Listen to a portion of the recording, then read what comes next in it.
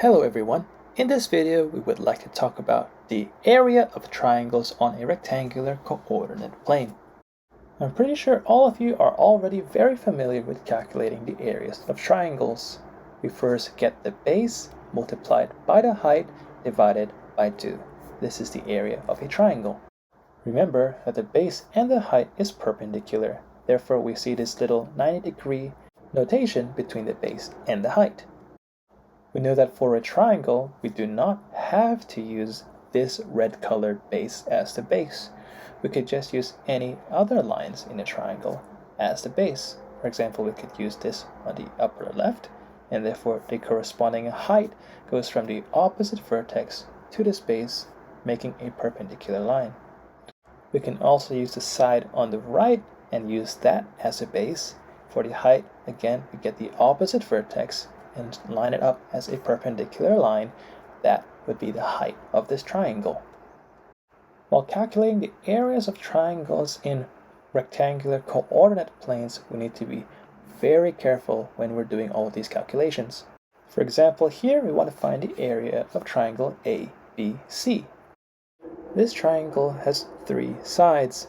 Using the concept mentioned previously, can we use each side to calculate?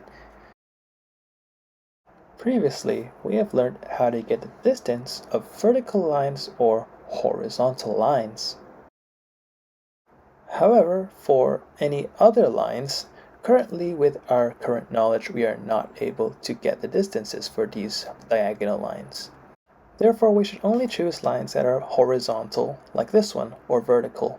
Now let us choose CB here as our base. We write it down in our equation CB. And now we need to find the height. How do we find the height? We first get the opposite vertex, as mentioned a while ago, which is A, and we draw a perpendicular line down to BC, and this would be the height.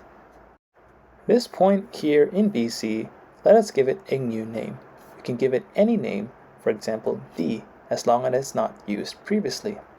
So now this line, the height, it will be called AD. We know that the area of a triangle is the base times the height divided by 2. CB times AD divided by 2. 8 times 3 divided by 2 equals 12. When calculating areas, we must give the units. In rectangular coordinate planes, we have mentioned previously that for any kinds of lengths, we use the units to denote them. So for areas, we call it square units. Let's try another question. In this question, we can see that the checkers are gone. That means we cannot count directly with our fingers. How do we find the area of triangle JKL? Remember, we could find the distances of vertical lines or horizontal lines. In this graph, we can find that JK, this is a vertical line. As the x-coordinate, they're both 3 and they are the same. Therefore, we can find that the distance of J and K, or the line JK, we could use this as the base. Now we try to find the height.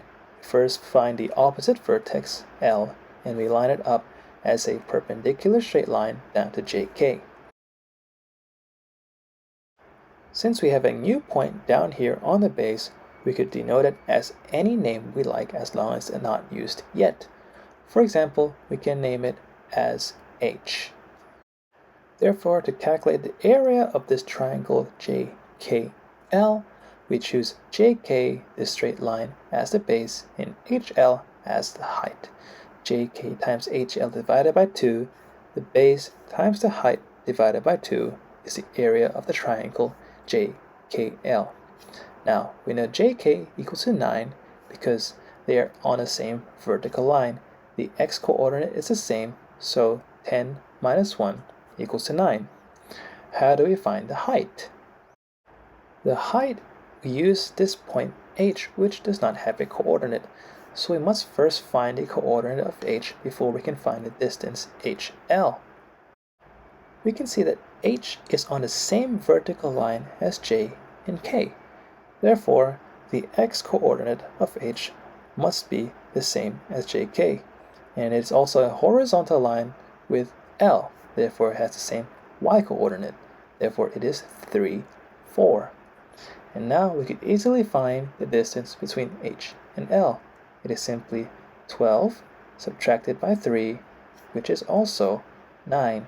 So the area is 9 times 9 divided by 2, which is 81 divided by 2.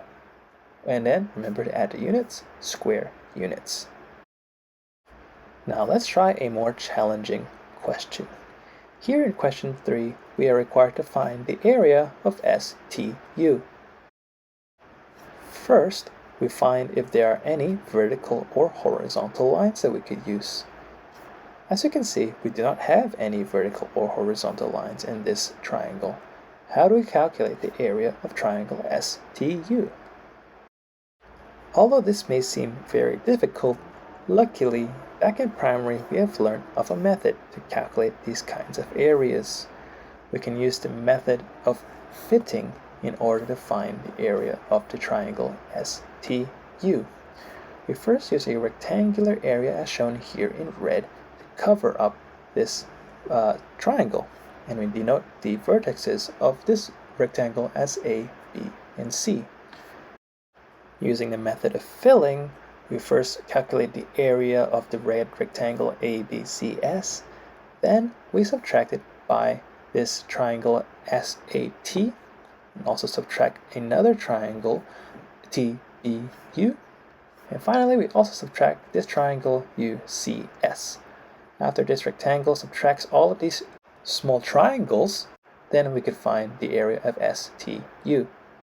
We can see that all of these gray triangles, the heights and the bases are all either vertical or horizontal lines, therefore it is very easy to find their distances. For the actual area of STU, we will leave that as a challenge for you. If you have any questions, please don't hesitate to ask your math teachers. Goodbye!